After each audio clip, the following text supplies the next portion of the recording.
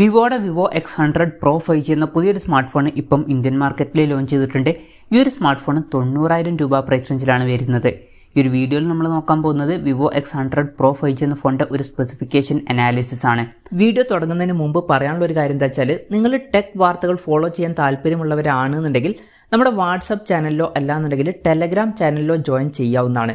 താഴെ ഡിസ്ക്രിപ്ഷനിലും അതുപോലെ തന്നെ കമന്റ് ബോക്സിലും നമ്മുടെ വാട്സ്ആപ്പ് ചാനലിന്റെയും അതുപോലെ തന്നെ ടെലഗ്രാം ചാനലിന്റെയൊക്കെ ലിങ്കും കാര്യങ്ങളൊക്കെ കൊടുക്കുന്നുണ്ട്. അവിടെ റെഗുലർ ആയിട്ടുള്ള ടെക് അപ്ഡേറ്റ്സും കാര്യങ്ങളൊക്കെ ലഭിക്കുന്നതായിരിക്കും. ആദ്യം നമ്മൾ ഡിസ്പ്ലേയുടെ ആയിട്ട് നോക്കുകയാണെന്നുണ്ടെങ്കിൽ വിവോ X100 Proയിൽ 6.78 ഇഞ്ചിന്റെ 1.5K ഡിസ്പ്ലേ കൊടുത്തിട്ടുണ്ട്. ഫുൾ HD റെസൊല്യൂഷനേക്കാളും ബെറ്റർ ആയിട്ടുള്ള റെസൊല്യൂഷനും കാര്യങ്ങളൊക്കെ ഇതിൽ വരുന്നുണ്ട്. AMOLED ഡിസ്പ്ലേ ആണ് ഇതിൽ ഉപയോഗിച്ചിരിക്കുന്നത്. പിന്നെ LTPO എന്നുള്ള ഫീച്ചർ സപ്പോർട്ട് ചെയ്യുന്നുണ്ട്. അതായത് റിഫ്രഷ് റേറ്റ് 1 ഹെർട്സിന്റെയും 120 ഹെർട്സിന്റെയും ഇടയിലായിട്ട് അഡ്ജസ്റ്റ് ചെയ്യാൻ കഴിയുന്നതായിരിക്കും. ഇതിൽ മാക്സിമം 120 ഹെർട്സിന്റെ റിഫ്രഷ് റേറ്റ് ആയിരിക്കും സപ്പോർട്ട് ചെയ്യുക. പിന്നെ കർവ്ഡ് ആയിട്ടുള്ള ഡിസ്പ്ലേയും കാര്യങ്ങളൊക്കെ ഇതിൽ വരുന്നുണ്ട്. പഞ്ചോൾ ഡിസൈൻ കൊടുത്തിട്ടുണ്ട്. പഞ്ചോൾ വരുന്ന ടോപ്പ് സെൻറ്റർ ഭാഗത്തായിട്ടാണ്.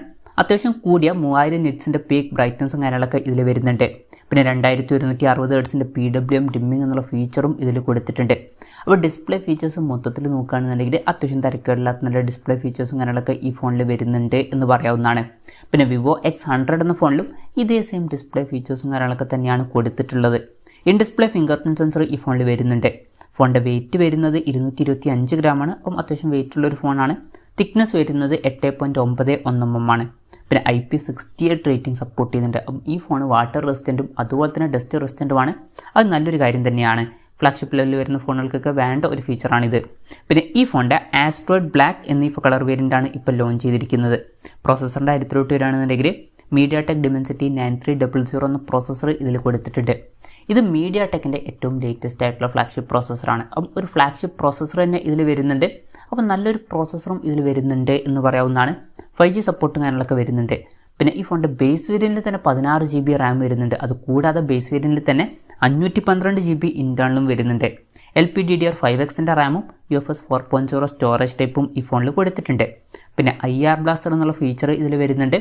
അപ്പം ഈ ഫോൺ റിമോട്ടൊക്കെ ആയിട്ട് യൂസ് ചെയ്യാൻ കഴിയുന്നതായിരിക്കും.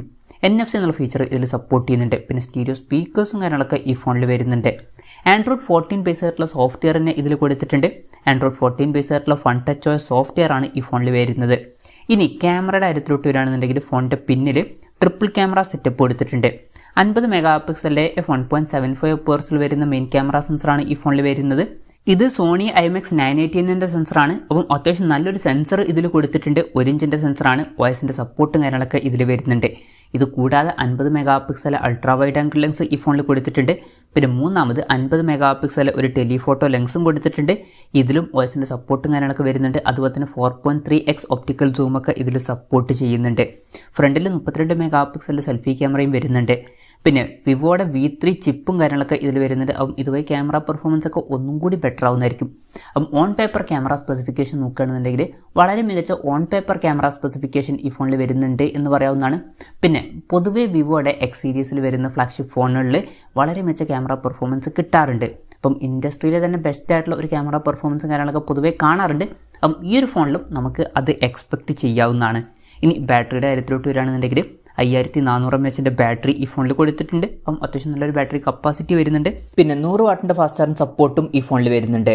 അതുമാത്രമല്ല വയർലെസ് ചാർജിങ് സപ്പോർട്ടും വരുന്നുണ്ട്. 50 വാട്ടിന്റെ വയർലെസ് ചാർജിങ് സപ്പോർട്ട് ഇതിൽ വരുന്നുണ്ട്. അപ്പം അത് നല്ലൊരു കാര്യം തന്നെയാണ്. പിന്നെ Type-C ചാർജിങ് പോർട്ടാണ് ഇതിൽ കൊടുത്തിരിക്കുന്നത്. USB 3.2 Gen 1ന്റെ സപ്പോർട്ടും കാര്യങ്ങളൊക്കെ ഇതിൽ വരുന്നുണ്ട്.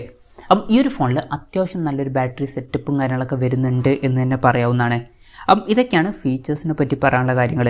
ഇനി വിലയുടെ കാര്യം പറയുകയാണെന്നുണ്ടെങ്കിൽ ഈ ഫോണിൻ്റെ ഇന്ത്യയിലെ വില വരുന്നത് 89,999 രൂപയാണ്. ജനുവരി 11 മുതലാണ് ഈ ഫോണിൻ്റെ സെയിലും കാര്യങ്ങളൊക്കെ സ്റ്റാർട്ട് ചെയ്യുന്നത്. എന്തായാലും ഓവറോൾ നോക്കുകയാണെന്നുണ്ടെങ്കിൽ വിവോ X100 Pro എന്ന ഫോണിൽ വളരെ മികച്ച ഫീച്ചേഴ്സൊക്കെ വരുന്നുണ്ട് എന്ന് പറയാവുന്നതാണ്. നല്ല ഡിസ്പ്ലേ ഫീച്ചേഴ്സും നല്ലൊരു പ്രോസസ്സറും അതുപോലെ തന്നെ ഓൺ പേപ്പർ മികച്ചൊരു ക്യാമറ സ്പെസിഫിക്കേഷനും നല്ല ബാറ്ററി സെറ്റപ്പും കാര്യങ്ങളൊക്കെ ഇതിൽ വരുന്നുണ്ട്. പിന്നെ ഫ്ലാഗ്ഷിപ്പ് ഫോണുകൾക്ക് വേണ്ടിയിട്ടുള്ള IP68 റേറ്റിംഗ്, വയർലെസ് ചാർജിങ് ഇതുപോലുള്ള ഫീച്ചേഴ്സും ഇതിൽ സപ്പോർട്ട് ചെയ്യുന്നുണ്ട്. അപ്പം ഈ ഒരു പ്രൈസ് റേഞ്ചിൽ ഇതിൽ അത്യാവശ്യം നല്ല ഫീച്ചേഴ്സൊക്കെ വരുന്നുണ്ട് എന്നാണ് എനിക്ക് തോന്നിയിട്ടുള്ളത്. എന്തായാലും വിവോ X100 Pro എന്ന ഫോണിനെ പറ്റിയിട്ടുള്ള നിങ്ങളുടെ അഭിപ്രായം ജസ്റ്റ് ഒന്ന് കമൻറ്റ് ചെയ്യുക.